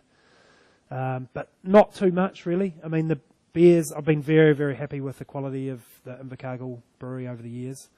We've won a lot of awards, but most importantly, I've been really happy with how they taste, and that's why we've continued to brew with them and commit to them. Last year they ran out of a bit of capacity, and so I went down and brewed at a couple of different breweries in Christchurch. One we just did keg beer in, and the other one we just did some Pot Kettle Black in just to keep on top of it. And that was sort of a brewery, 2.5 times the size. And the beers were really good out of both of those breweries. But I always said to Invercargill, I want to get them back into your brewery as soon as you've got the capacity, as soon as you've upgraded to the size that you can take all our beer. We definitely want to be in there. It's just good to know. I mean, those guys get to know the beers themselves as well as as me. So if I'm not there, they know, they know what it tastes like. They know when it's slightly different from normal. Occasionally they pull a cheeky one with the brown malt out, but that's pretty rare. I mean, they know that I know the beers so well that it's really important for them to get it right, for themselves and for us. Can I ask a question? Yep. Since you guys do so much work at all these different breweries, I have to ask this because. Can I just get you to talk? Yeah, sure. Since you do so much work at all these different breweries, we've done, contract work at breweries as big as 300 hectoliter. But what's the main single thing you have issues with going from brewery to brewery? Is it water profile issues, or is it like different utilization or efficiencies on the brew house? Generally, what is the hardest to nail down when you're going from one brew house to another with the same recipe? That's a good question. That's Wayne Wombles from Cigar City. If people obviously you guys can't see, but the people in the room here may not know Wayne. So producing beer in America, and we met earlier this year in February over at the Wetherspoons Festival. Obviously producing a hell of a lot more than us. 300 hectolitres is kind of, sort of out of our range significantly at the moment. I think for me, like whenever we've gone to brew other places, obviously I go down and brew there myself to make sure I get to know the place. Every brewery is just completely different, and there's stuff that, I haven't brewed in enough breweries, even though I've probably brewed in, 30 breweries or so now, I guess, over the last 6 years. I haven't brewed in enough places to sort of totally understand, the science of what's going on, in all of them. I probably find they're all really different. You've got to get to know the beers that are being produced in that brewery before you can even think about putting your own recipe into there. So when we went and brewed at Harrington's in Christchurch, I tasted a lot of their beers to get an idea for, what was going on and what sort of characteristics were going on. Talked to their brewer a lot about what was going on. Had a good look around the brewery and saw, the height of the kettle and the height of the fermenters, and they've got some really weird, really wide fermenters that some strange guy built that they never quite understood why. And so, I said, can we be in that one that's kind of a little bit similar to the ones we're using? They have a massive, big whirlpool, which Invercargill don't have, so that was kind of new to me as well, because we do the whirlpool in the kettle at Invercargill, so the last hops go in and it stays in the kettle and it's whirlpooling in there, whereas with these guys, they're pumping it out of their kettle and into a big giant, big giant dish, basically. That was an amazing sight to see our beer going round and around, 6,500 litres of it going round and around, and I was thinking, man, if there's another one of these Christchurch earthquakes, that's a lot of beer that's going to be going down the drain. I would say the biggest difference that I find is fermentation. So I know what happens in the fermenters now at Invercargill. I've known them for a long time, and I know how yeasts work and everything. And I don't know that if we're going to hit this, starting gravity, and we've hit these numbers in the mash tun and everything, we're going to end up with a beer that is 6%, and it's just got the right amount of sweetness to carry all of the roast malt and the hops that we want in it, or all of the tea that we want in it and stuff like that. And when we go to other breweries, we notice, you get a beer, like we made Pot Kettle Black twice at Harrington's, and the first one, we just fermented the hell out of all the hop character in it. So it was a really nice porter, and it was a little bit drier. And then the second one, we got a little bit closer to the mark, and I think if we'd gone back and brewed a third batch, we probably would have got it right. And I think the brew house was probably right. I got a really good feel for how that brew house was working, getting the right kind of utilisation. I mean, they knew everything so well that it was a matter of them giving me their numbers so that I could hit the right amount of hops I wanted to use at certain points and everything.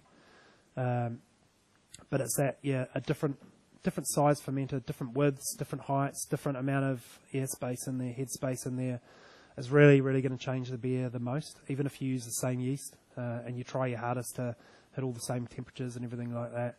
It's just that the intricacies are, so different. It's like, it's getting to know someone, who you kiss all the time and then kissing someone else. It's kind of nice, but it's completely different. Yeah.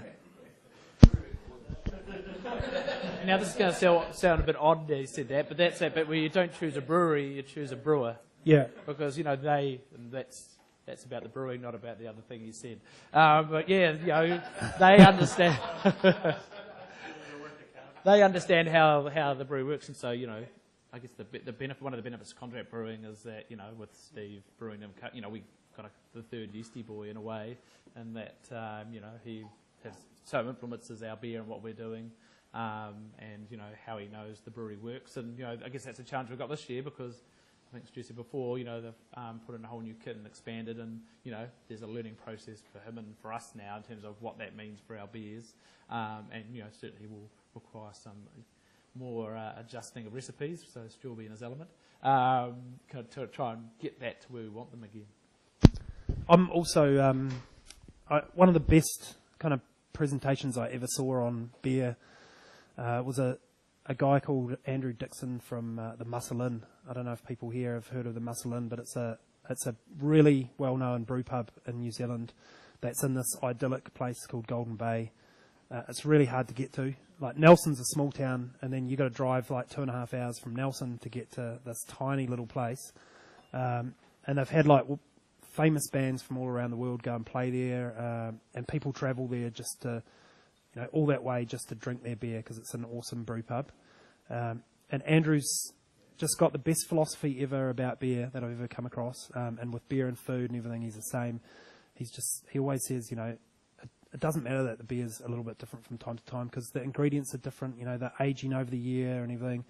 I've got to get it as close as I can to the thing that the people think they're buying that they've always bought, like his flagship beer, it's like a Manuka hop, which is our kind of like eucalyptus tree. Beer called Captain Cooker, sort of based on the original sort of Captain Cook beer that they made when they came down and discovered New Zealand and Australia. Well, they came down and documented it, I guess. And Andrew always just said, yeah, as long as the beer's tasting good and the people are happy and, I'm happy and the food's good and we're having a good time, it doesn't really matter too much, We're always trying to find perfection. We're never quite going to get there, but we're always, we're all tinkering. That's what we like, yeah. So you're talking there a bit about consistencies in the beers and consumer feedback or drinkers' feedback. Yeah. I do recall an interesting story about some feedback you got with regards to your Rex attitude. We get interesting feedback all the time. So we're getting less and less of it, and the sales haven't dropped off. So I'm guessing that it's not as if it's just less and less people are drinking it. I think people are slowly coming around to it, or people have been warned off it.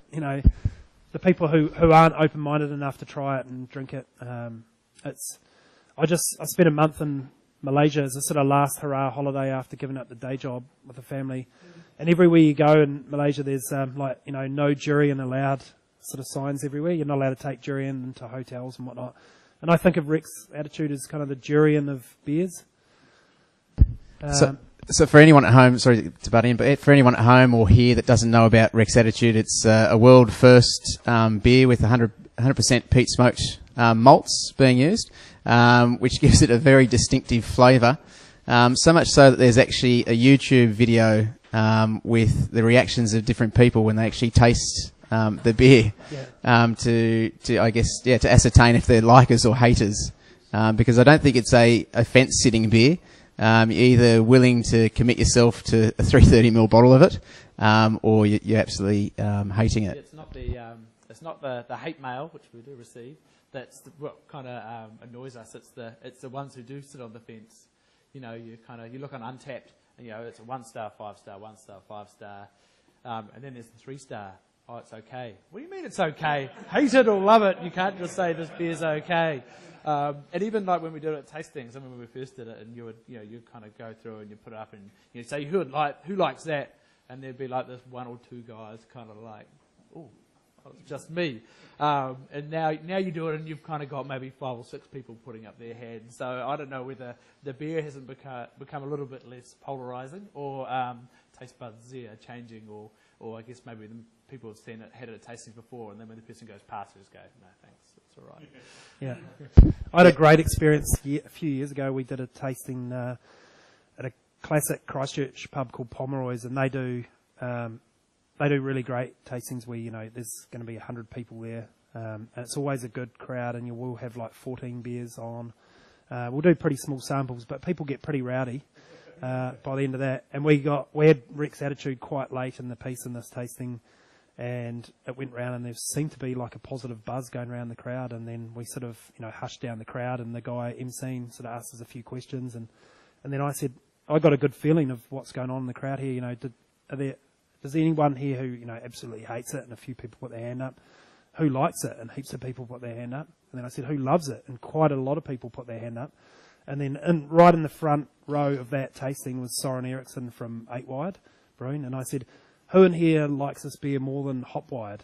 And one guy put his hand up. It wasn't me, but it was, I would have put my hand up myself, but, cause it's obvious, it's a beer, it's not a beer that we made just to be different or anything. It's a beer that I made because I thought it could be made, and I really, really loved it. I made it as a home brew twice, and then made it commercially.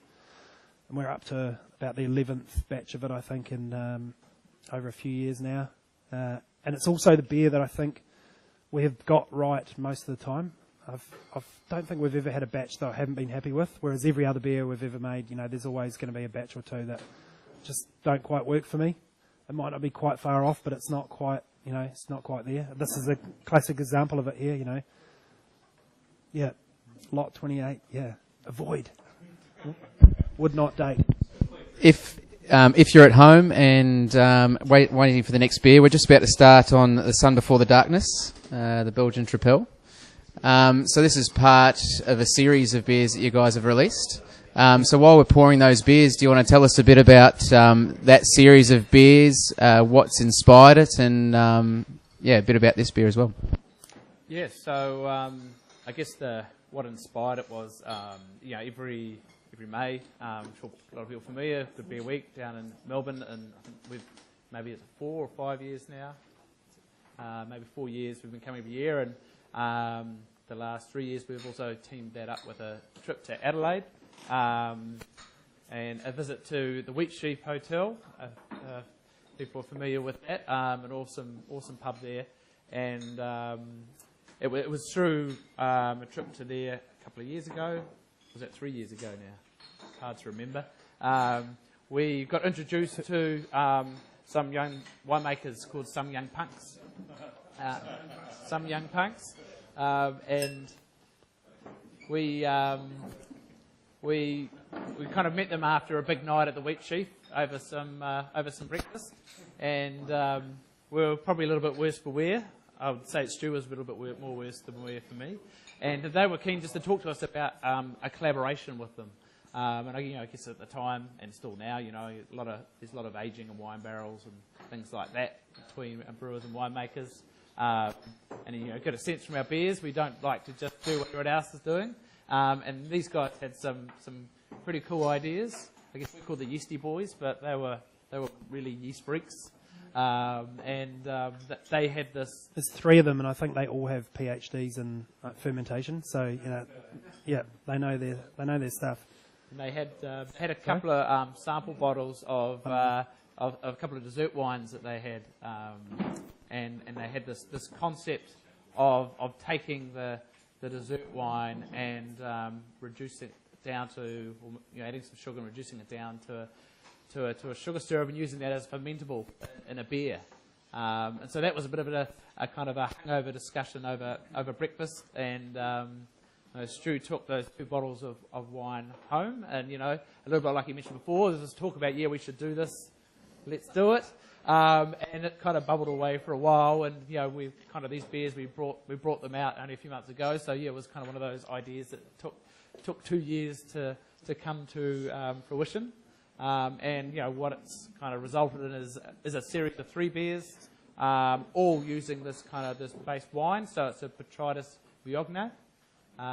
So a noble dessert wine, so a sticky dessert wine, and so yes, it's creating the sugar out of the wine and then using that as a fermentable. So with this one that we've just had placed in front of us is the Sun Before the Darkness. So I guess it's a style of a strong kind of Belgian style golden ale, and I think this is a good one to have here because in terms of the 3 beers, so the other one is an imperial porter, so both of them are 10%, and then the other one, the third one, is a 6% blonde ale. But this one in particular, I think the wine really, the qualities of the wine really come through.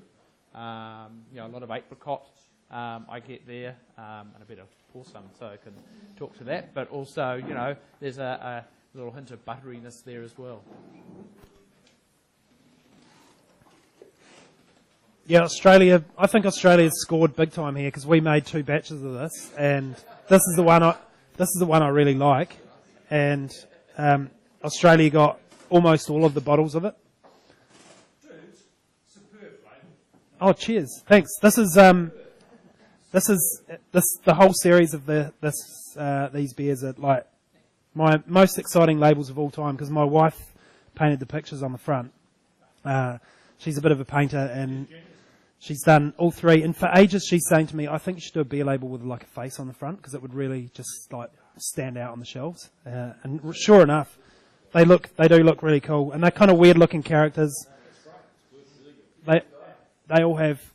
She did a series of about 20 paintings a few years ago, all based on unknown people from old school photographs from my sister. She just grabbed all these old school photographs of my sister's.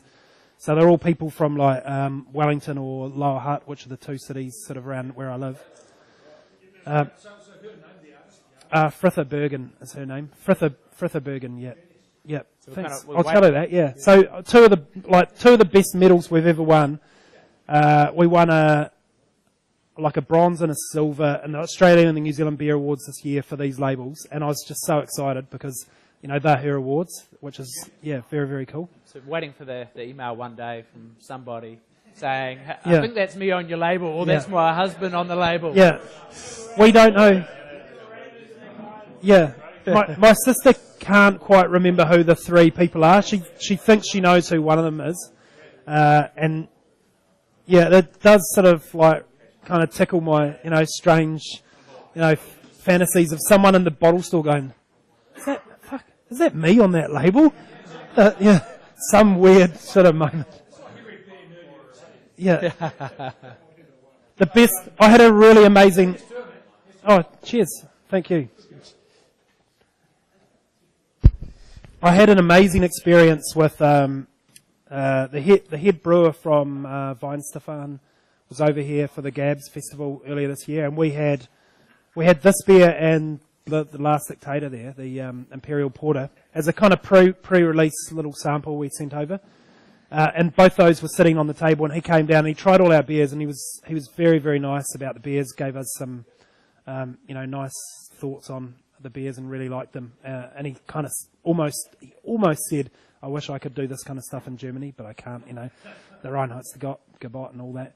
But then he said about the other one, the Last Dictator, and I don't know if you've seen the formidable character on that label, but he said, do you mind if I take a photo of this? And I said, no, not at all. So he took a photo. He put it up on there was a keg next to our stand, and put it up on that, and he took a photo of it, and then he looked at it again. He just kept looking at it, and he was talking to his friend in German, and then he came back to me, and he put it down. He said, it looks exactly like my ex-wife. And I chuckled, because it's not the best looking character I've ever seen.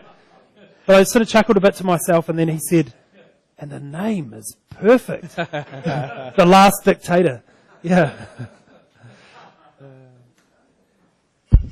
Just a reminder to anyone here or at home, if you do have any questions, just fire at Will or type at Will if you're online. So there's a question. You mentioned early on about going back towards cans. Yep. I mean, I think good on you doing it, but I think it's going to be a hard sell to get people to go back to cans. Pressure, longevity. So the question for the And you can keep the quality of it. Yeah, I understand that, but for the average punter, they're used to this type of thing. And it's going to be a hard sell to get people to go back. I think the So I think the question or the statement for those online was that going towards cans might be a bit of a hard sell because the average consumer might have become used to drinking out of bottles or having bottles to purchase as opposed to cans.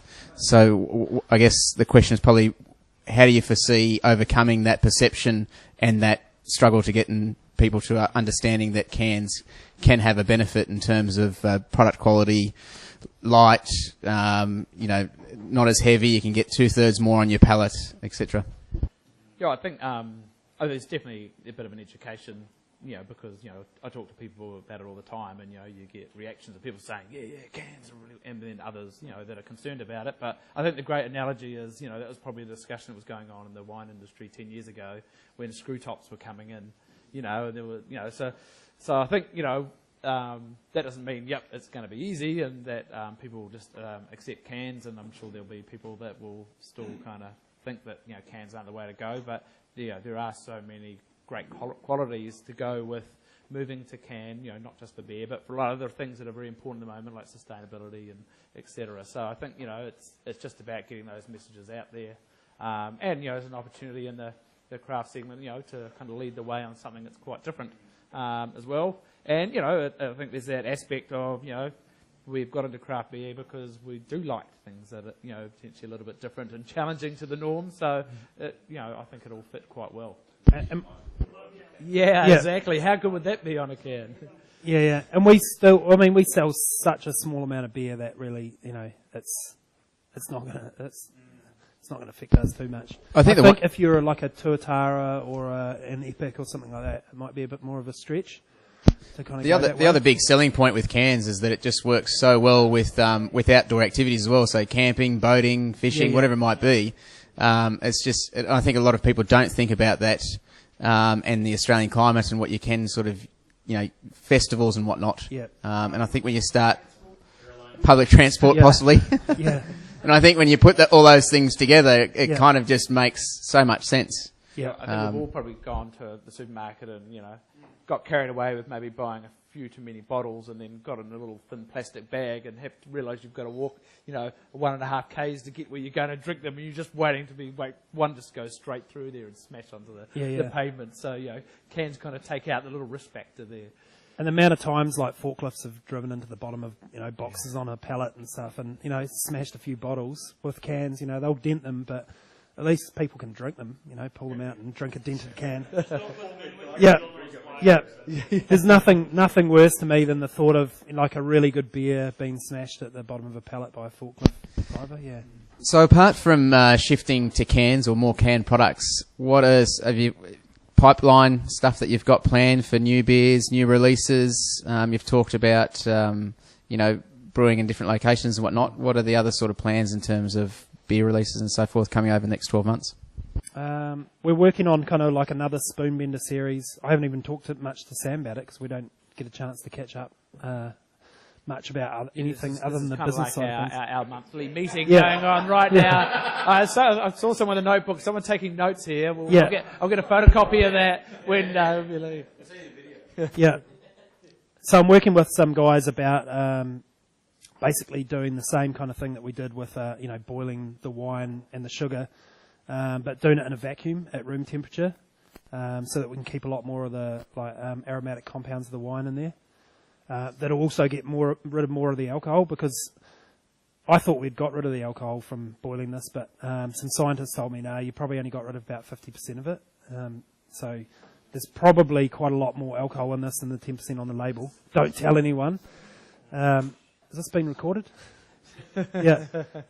Yeah, there possibly could be a little bit more alcohol in there. It's giving it a bit of the spice and sort of burn at the end, like there's an afterburn. There's a bit of an afterburn going on, or a spiciness or something. That'd be just a bit of the booze, a little bit of that, candy sugar from the wine. I don't get too much of the burn myself. It's just an American ale yeast, so it's a very clean beer. So any of the spice is just coming through from either hops or the wine itself. The interesting thing about this beer is because we had talked about it 2 years before we actually finally brewed it, and the wine we used was still the original wine that I had tasted 2 years before when we finally made it. That wine, which had been sitting around waiting all that time for me to do something with it, had oxidized and started to take on all this raisiny sort of characteristics. At first it was a really pale, classic white dessert wine, very sweet, sort of honey characteristics, and a little bit of tropical fruit and peach and apricot and things like that. And then by the time we got it for the beer, it started to take on, the raisiny, that really classic kind of aged dessert wine characteristic. It darkened up quite a bit. So I had to change my ideas of what I had originally planned and what I had originally home brewed. I had to switch them slightly in regards to what we made in the end with the final product. So these guys are from South Australia, Yes, yeah. So they're Clear Valley. You should try the stuff from Hunter Valley, Semillon, and not beyond, another one up there, Vidello. Oh, Vidello, yeah. Actually, we used... Yeah. So besides the Viogna, another one of the wines that we played around with was a Vidello, a Madeira-style Vidello. All right, so I got a question from Paul Clark. He asks, hey guys, what are some upcoming New Zealand breweries/beers we should look out for? Plus, what are some Australian breweries/beers that you think would do well in New Zealand? Oh, there's just so many. I think the New Zealand market's really small, and it's actually really pretty good, and there's a lot of breweries starting up. So I would recommend against focusing on export to New Zealand for any Australian brewer. I would focus on bigger targets like Southeast Asia and stuff like that. I'd love to see more Australian beer there. I get really excited every year I come over and I see the Australian beer coming on leaps and bounds. I think it's a really good scene here, and it's big, you know. And there's just these big bars that serve nothing but craft beer. We're staying in Pyrmont, and the Quarryman there has just got 20 awesome beers on tap at the moment, and half of them I'd never heard of. And when I heard that there were 20 craft beers, and I thought it would be, you know, like 6 James Squire and, you know, four little creatures and something like that. But no, it was just a really, really great list in there, and I love seeing stuff like that. You know, bars that I hadn't even heard of until this week. So the where? The Lord Raglan. Yeah. All right. Yeah. Cool. We'll check that out. But I think you're just going to have a massive explosion of beer here in the next few years. You know, it probably feels like it has been over the last couple of years, but it's just going to get bigger. You've got the population to support lots of breweries. There's no reason why there can't be twice as many breweries in Australia. And when that happens, then you start to get the little ones who do really intricate, interesting stuff. You know, and that's what's been so great about the American explosion of beer, is that because craft beer has become so mainstream. There's a lot more scope for people to just do one thing, you know, to be a brewery that just does barrel fermented stuff, or, you know, to be a brewery who, you know, only puts out, you know, 1 or 2 IPAs, or, you know, specialises in certain things. I think that kind of stuff is really, really good for the beer scene. I think we all get driven by the sort of the little creatures in the Sierra Nevada and the, you know, the places that do like really beautiful classic styles and grow really big. And Four Pines seem to be heading in that direction. But it opens up, just a beautiful kind of scale for, you know, little guys to come and do really interesting stuff, which we've seen like Doctor's Orders here doing really, you know, interesting stuff all the time. As far as New Zealand, I think you'll see a lot of Panhead here in the next year or so. Like, to me, he's kind of like in between Epic and Tuatara. He's kind of brewing the classic kind of pale ales, classic styles, but with like a new world hop focus. He's got like 3 or 4 kind of ranges of the, you know, different levels of, you know, from the Pilsner through to the IPA, and a nice stout. And he's got really, really big plans. He's growing from 0 litres to, you know, 500,000 litres, I think, in his first year. So he's definitely trying to make a lot of beer and trying to, you know, he's doing it at a, you know, affordable 6-pack price and whatnot. So you'll see a lot of him. He's an amazing brewer. He's like the best home brewer I ever came across in my time when I owned a home brewing company. So the scary thing to me is that, you know, he's just making simple beers at the moment, but when that guy turns his mind to brewing beers with weird yeasts and stuff, he is going to be, you know, phenomenally world famous. When he's got the money coming in from, you know, the money making his beer, hopefully he will. I'd love to see him go to making his more esoteric beers at some stage, because he's such a good brewer. But at this stage he's focusing on building up his business. Mike Nielsen, so he was the head brewer at Tuatara for a couple of years, and then has gone off to start his own brewery. So kind of related to that, we've got another question from online. This is from Neil Argent again. What advice would you offer to hard nut homebrewers who might want to chance their arm at going commercial? Oh, awesome. We got that question on the break here about, you know, is it a viable sort of way to start a brewery or a brewing company or whatever? I would say hell yeah. It's a great way to throw a little bit of money at something that you have massive passion about, and if you have passion about it, you know, you will be successful. You know, if you're a good home brewer and you've got someone who can help you out with business, or you know a bit about business yourself, I think you can really do it. The most important advice I would say is, really pick your brewery right, pick your brewer. So someone who you really trust, who you know can make the style of beers you want, because you won't be able to be there all the time. You're going to have to be doing your day job or something. Or if you're lucky, you might be able to take a year off and, brew once a week and then spend your rest of your time knocking on doors of pubs and whatnot to get in there. But yeah, immerse yourself in the beer scene. Yeah, know your brewer, know your brewery, and just go for it and make fun beer. I want to drink it, so. I think the idea there is... Note that none of this can be taken back as financial advice or anything. Yeah.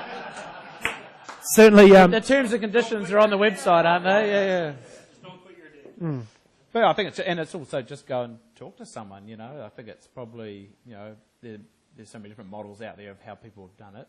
You probably look for someone who's kind of has done it in a way that you think, might appeal and go and talk to them about, how they did it, the 100 mistakes they made on the way, and we've done plenty of those. But I think the key thing is now there's so many different ways that you can get into it. I think the way we did it was quite unique at the time. Not that we were contract brewing, but particularly the fact that we had our day jobs still. So that enabled us to do it in a much different way maybe than otherwise we could have achieved. And there's some downsides to it, but there was a lot of upsides as well. And I think for people who are not willing to take the big jump or don't have the capital, then it's a good way of doing it, to have some fun and, as Stu said, do something you're passionate in. But, particularly in New Zealand, and I'm sure it's the same here, we're seeing now a lot of people that are going large. They're going from home brewing to, investing in stainless steel straight away, and going full whole and doing that well as well. So, there's no one recipe for doing it right. So, I think it's a good industry for just talking to people about what they've done, and we're very open about, generally people are very open about, how they have done it and the successes and the failures. So, just go and ask, really. Yeah. The key thing is to, surrounding yourself with positive people who, believe in what you do, and believe in your beer and believe in the fact that you can sell it, and more people will keep buying good beer. People always say to me, when's the bubble going to burst? It's not going to burst. I mean, this is a renaissance. It's a reawakening of flavour that had been killed out for a couple of generations. Yeah. They are. They can't buy everybody.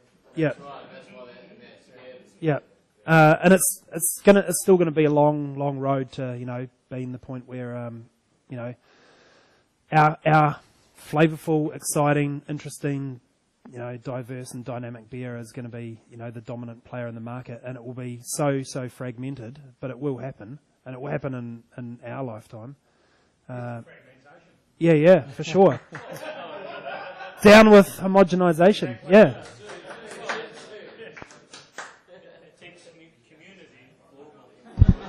All right, we got another online question. This one's from Nicholas Mewman.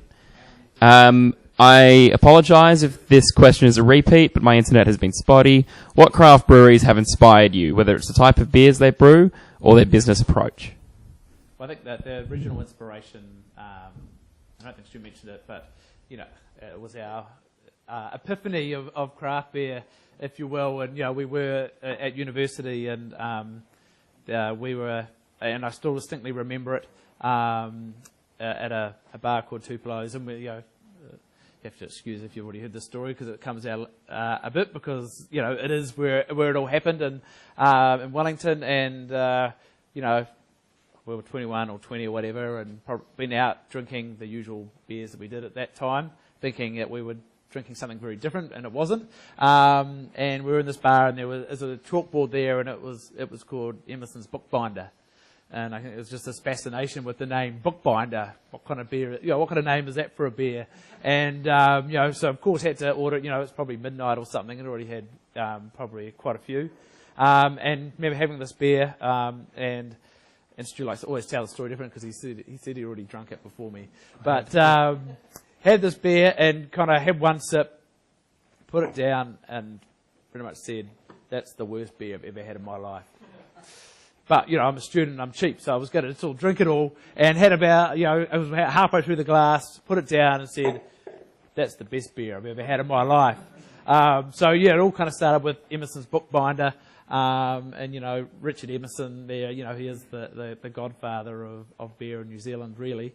Certainly craft beer, and, that was, at the time, one of the only kind of 2 or 3 really craft breweries that were easily available at the time, and, I think we kind of hunted down every Emerson's beer there was over the next kind of month or so, and tasted them, and, kind of was this awakening of around what beer could do, and still now Emerson's, they have been bought by one of those big bad boys, but they're still making great beers, and Richard's still doing what he did before that, in terms of pushing beer and supporting the craft beer movement. So nothing's really changed except for who the shareholders are, really, in terms of that, in terms of who the people are that are driving the business. It's still the same. So, for me, it's always been Emerson's, really.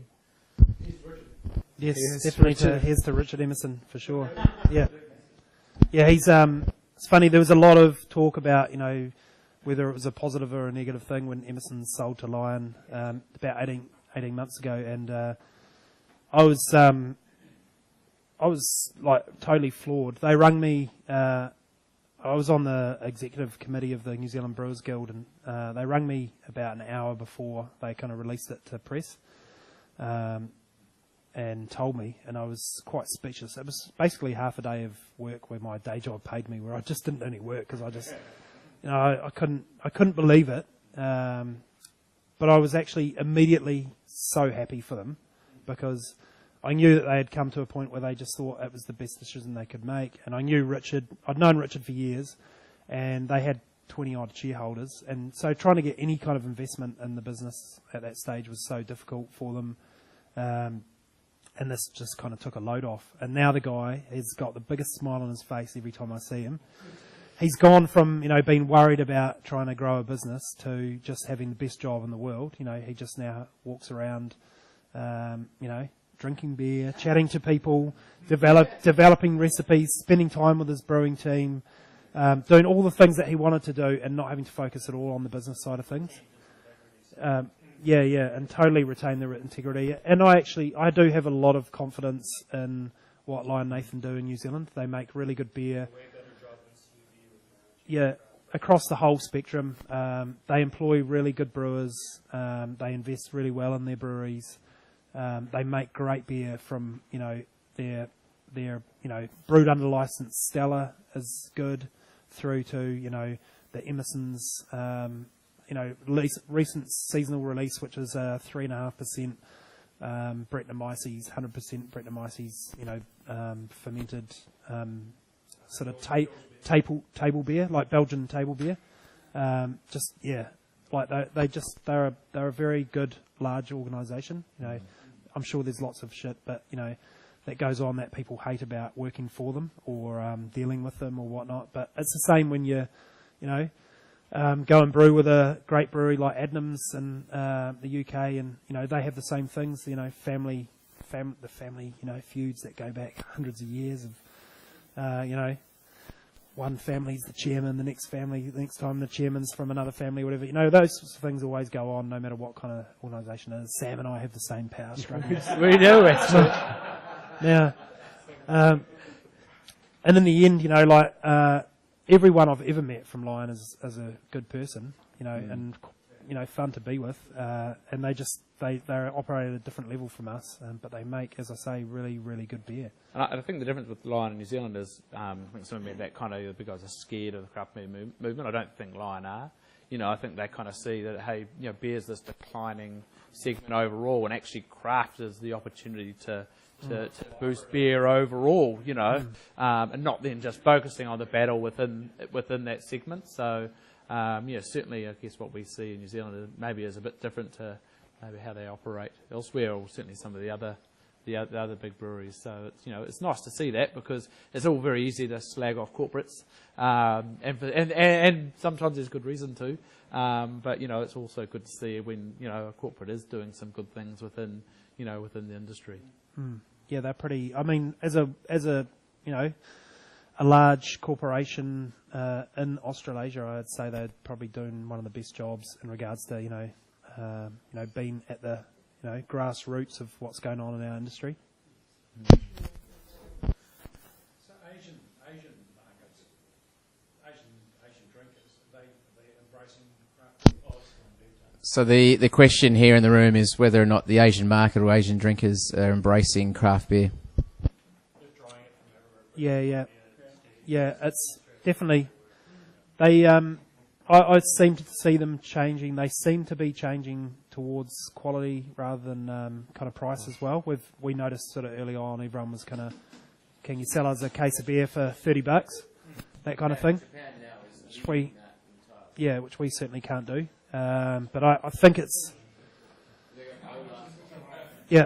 I think it will be the big market for Australian, New Zealand breweries and probably West Coast US breweries over the next 10 years or so, because it's traditionally a kind of pale lager kind of market in the main, but Do you see a future like in the Asian market, especially as opposed to Korean or Chinese? That's completely different. I know Japan is definitely leading that market of the craft beer world.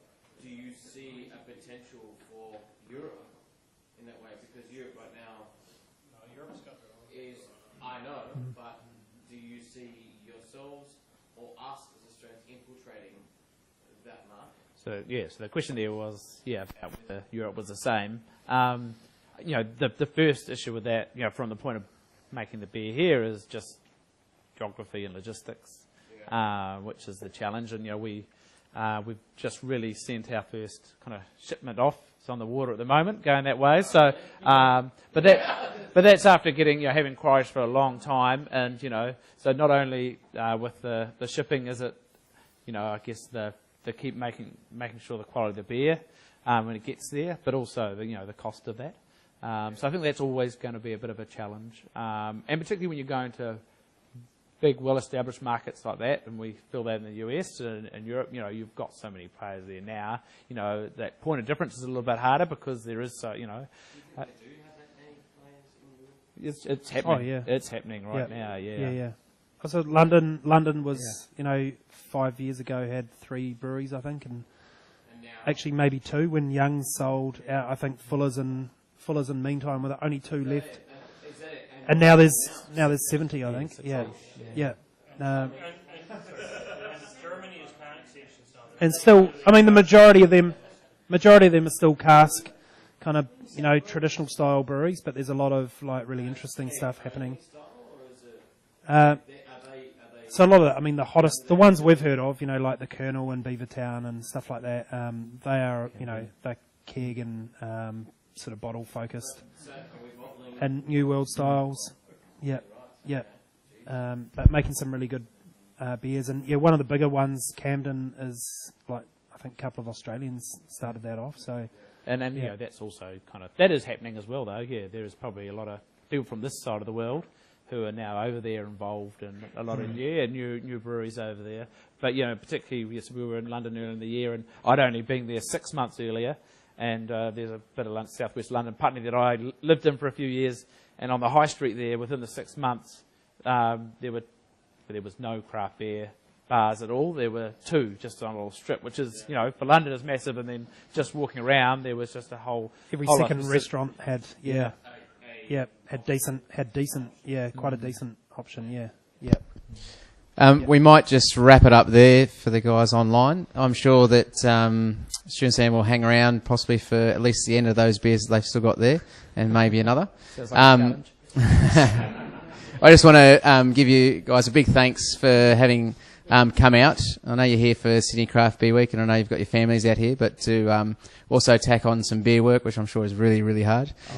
We do appreciate your time and the insights you've given to us about the New Zealand market and starting up a brewery from scratch and being able to go 10 weeks ago full-time, 50% of you. Big question is when the next half is going to go full-time. He's got the kids to feed first, so I won't go stealing their dinners quite yet. So we do, I might need him as a nanny.